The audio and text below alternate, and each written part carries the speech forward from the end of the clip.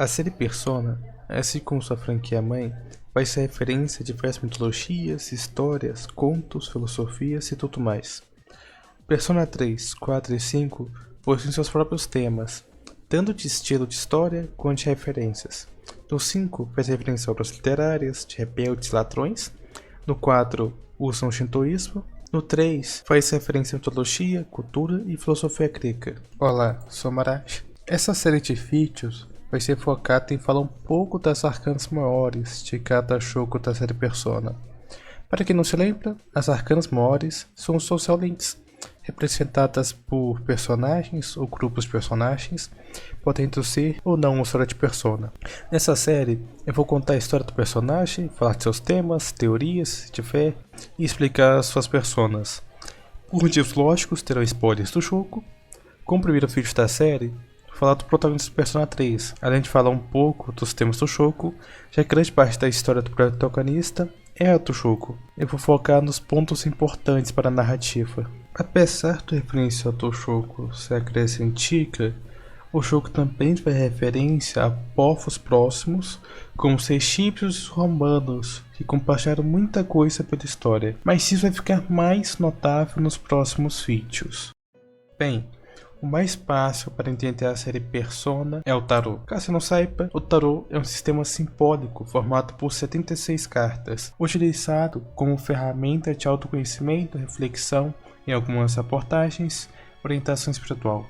Normalmente não uma adivinhação direta, e sim um insight sobre o presente ou um provável futuro. O baralho de tarô é dividido em duas partes: 22 arcanos maiores, que representam grandes arquétipos e temas universais da experiência humana, como o louco, a morte, a estrela, o mundo, e as 56 arcanos menores, divididos em 4 naipes: paus, que é fogo, copas, que é água, espadas, que é ar, e ouro, que é terra. Cada um com 14 cartas que aportam aspectos do cotidiano, como emoções, desafios e realizações. Outro pilar é a ideia de máscara social, advinda da psicanálise de Carl Jung. No teatro grego, em que todos usavam máscaras para representar os personagens que interpretavam, essas máscaras em latim eram chamadas de persona.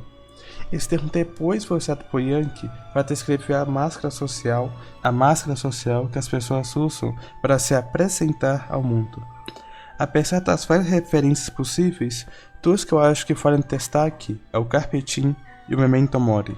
O Carpe Diem vem do latim, significa literalmente colhe o dia, ou em uma tradução mais fluida, poderia ser algo como aproveite o dia. O Carpe Diem reflete uma filosofia de vida que valoriza o presente como o único tempo verdadeiramente acessível. O medo do futuro e da morte impede a plena vivência do agora. Além de um princípio do arquetismo, Carpe Diem também é uma ideia central de Persona 3.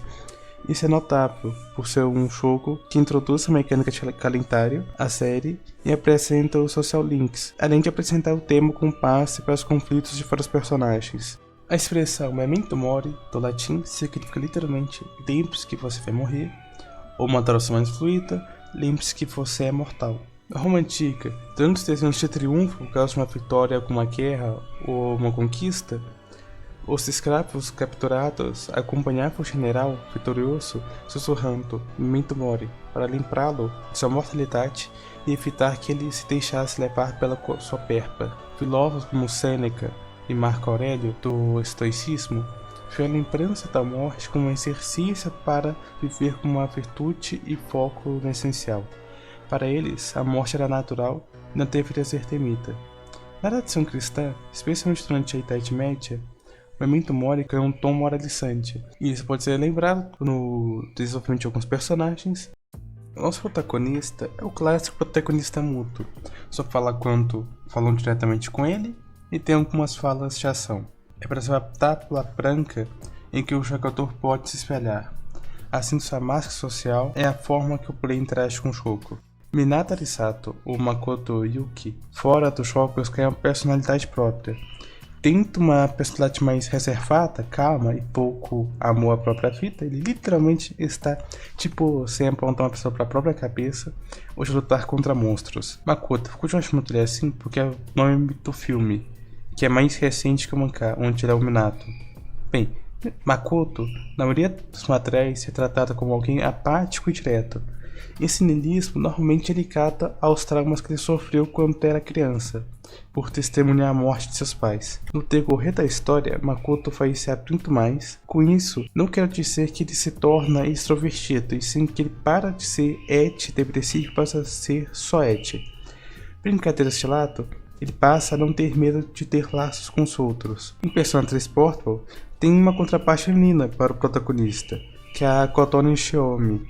Apesar de ser uma contraparte, ela trata uma personagem diferente, sendo o oposto Makoto, sendo mais otimista, alegre e sarcástica que sua contraparte. Makoto é uma arte, mas ele possui 3 personagens próprias, Orfeu, Thanatos e Messiah. Elas vão ser importantes para entender o protagonista, principalmente por serem de arcanos diferentes, com isso representando momentos diferentes da trajetória de Makoto. Importante aparição no jogo, Orpheus, ou Orfeu, é arcano todo. Na mitologia grega, Orfeu é um músico e poeta lendário, sendo capaz de encantar todos com sua lira. Em algum momento, Orfeu se apaixona e casa com Eurídice, que é uma ninfa, porém depois do casamento, Eurídice é morta pelo veneno de uma cobra e sua alma é levada para o submundo. Devastado, Orfeu desce ao submundo, tenta recuperar sua amada. Com sua música triste e bela, ele comoveu Hades e Perséfone, os seus do submundo, que aceitaram deixar levar Eurídice de volta como a única condição.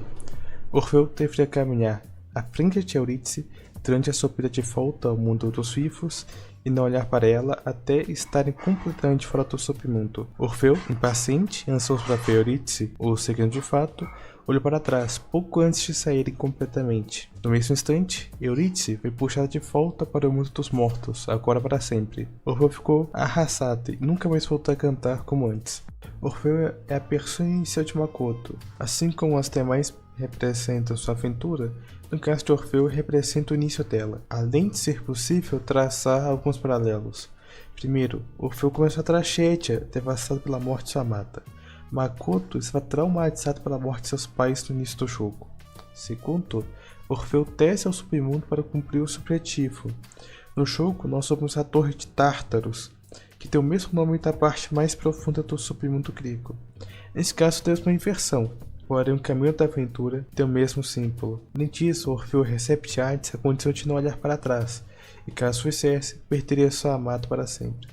Já no jogo, nós assumimos um contrato que diz que todas as nossas ações são nossa responsabilidade, assim não podemos ser alteradas. E quem nos oferece esse contrato é Pharos, que basicamente é a representação da morte, que apesar das pesares pode ser feito um paralelo com Hades, mesmo Hades sendo o deus do submundo e não da morte. Enfim, Arcana do Tolo, ao início de uma jornada, espontaneidade e liberdade, que remota a ideia de aproveitar o dia. Além disso, o protagonista é um arame transferido, além de ter um histórico de outras transferências, sendo assim alguém que sempre é o novato de toda a escola.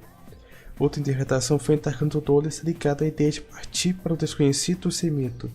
De certa forma isso acontece, já que Makoto entra para Cis e começa a trama do jogo, explorando Tartarus e matando as sombras das arcanas, mesmo sem ter uma confirmação concreta do porquê. A Arcana do número 0 também tem um significado próprio na série, sendo a Arcana do Céu de Cartes, já que o Céu representa o poder infinito e ilimitado, o que permitiria a troca de personas. Assista o meu vídeo que eu falo da teoria do Akeshi ser um wildcard, lá eu aprofundo um pouco melhor o que é um wildcard. Além disso, o Tolo poderia ser uma referência metalinguística por ser o primeiro jogo da série nesse novo estilo Slice of Life, que são essas obras focadas no dia a dia de um personagem. Thanatos é da Arcana da Morte. Thanatos é o Daemon da Morte. Os Thanatos são seres divinos menores que não são físicos.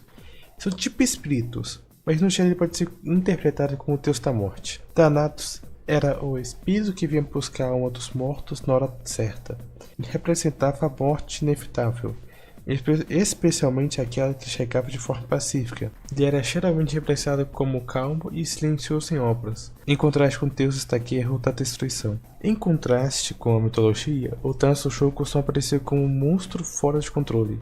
Sua primeira aparição é logo na primeira vez que Makoto invoca sua persona. O Orfeu, que com a influência de Pharos se transforma em Thanatos e mata a sombra da Arcana do Mago. A arcana da morte está ligada a mudanças e transformações, muitas vezes inevitáveis. Isso remete à primeira vez que Thanatos aparece, sendo o início simbólico do jogo, quando somos convidados a participar da CIS, e o pontapé inicial para a mística em volta do protagonista, por ser o único a manifestar mais de uma persona até aquele momento, acessar a Film de Room e ter o contato com Pharos. Outro onde seria a revelação de Ult com a morte e que a Arcana da Morte estava selada no protagonista. A Arcana da Morte também é representada nas ações do jogador, principalmente como Makoto, muda a vida das pessoas à sua volta, principalmente pelos social links, que tem suas vidas mutadas pela presença de Makoto. Outra coisa que pode ser uma referência é a presença da morte no jogo, desde a forma como as personas são enfocadas, sem apontar o enfoque, que é uma pistola para a própria cabeça, com a morte está literalmente selada do protagonista, ou cerca, seja pelas mortes dos pais, ou pela morte de pessoas durante a trajetória, tanto fisicamente quanto subjetivamente, com a morte do antigo eu das pessoas que fazem parte da trajetória, incluindo o protagonista, que passa de alguém apático para alguém mais humano. Messiah é da arcana do julgamento, ele é a fusão de Thanatos e Orfeu, sendo a persona definitiva de Makoto.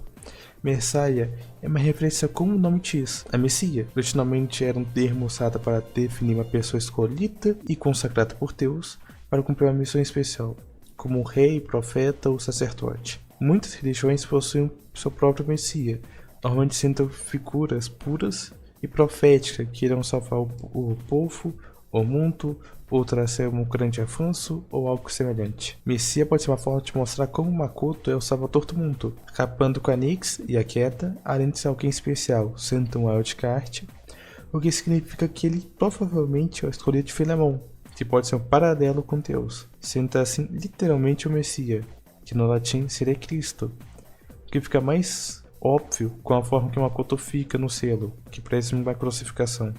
A arcana do julgamento normalmente está ligada ao renascimento e reflexão. Para o Messiah, faz todo sentido, dá para fazer uma ligação com a jornada do herói, onde Orfeu representa o início, a pessoa antes da aventura, o Thanatos seria a mudança causada pelos desafios da aventura, e Messiah é a representação do herói após completar a aventura, sendo a conclusão da reflexão. Mas a visão acaba sendo corroborada pela adaptação em outras mídias do jogo, onde Messiah só apresentou contra Nyx, além de ser uma referência à ideia messiânica de um herói que se sacrifica por seu povo.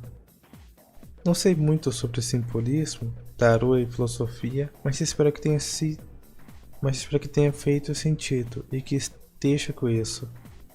Se você assistiu até aqui, eu espero que tenha gostado. Se sim, considere dar um like, compartilhar e se inscrever, e comenta qualquer coisa para ajudar no engajamento. Bem, por aqui foi isso. E falou!